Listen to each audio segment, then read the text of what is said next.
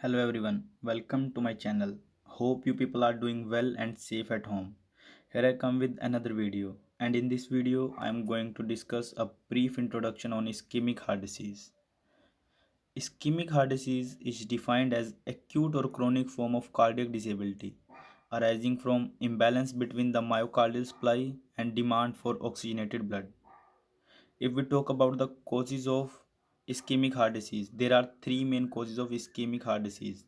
The first one is coronary atherosclerosis, the second one is spread changes in coronary atherosclerosis, and the third one is non atherosclerotic causes. If we talk about the first cause, which is coronary atherosclerosis, coronary atherosclerosis result in fixed obstruction is the major cause of ischemic heart disease in more than 90% of causes. It has three main factors. The first one is distribution, second one is location of plaque, and the last one is fixed atherosclerotic plaque.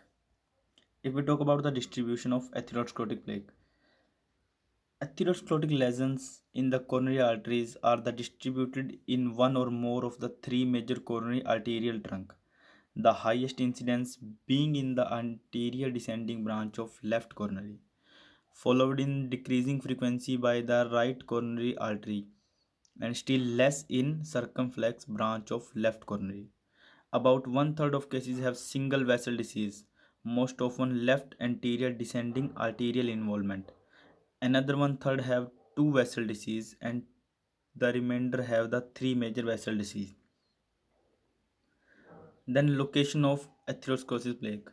Almost all the adults show atherosclerotic plaques scattered throughout the coronary arterial system. The area of severest involvement is about 3 to 4 cm from the coronary ostia. The last one is fixed atherosclerotic plaque. The atherosclerotic plaque in the coronaries are more often eccentrically located, bulging into the lumen from one side. Occasionally, there may be concentric thickening of wall of the artery. The second cause is spread changes in coronary atherosclerosis, classified into three types. The first one is acute changes in chronic atheromatous plaque. The second one is coronary artery thrombosis, and third one is local platelet aggregation and coronary artery spasm. The first point is acute changes in coronary atheromatoous plaque. Throughout, chronic fixed obstruction are most frequent cause of ischemic heart disease.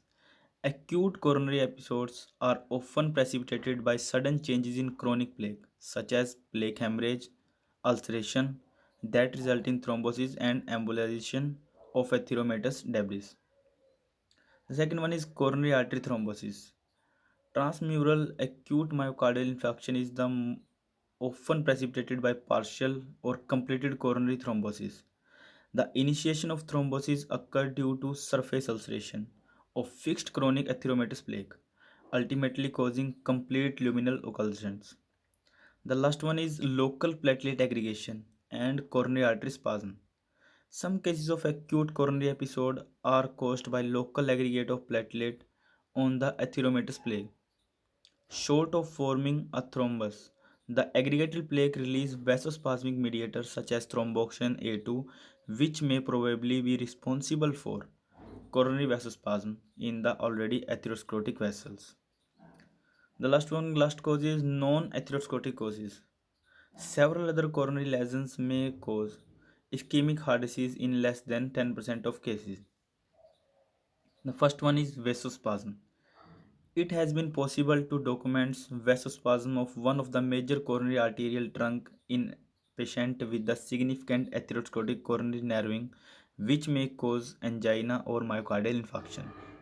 The second one is stenosis of coronary ostia, embolism, thrombotic disease, trauma, and compression, etc.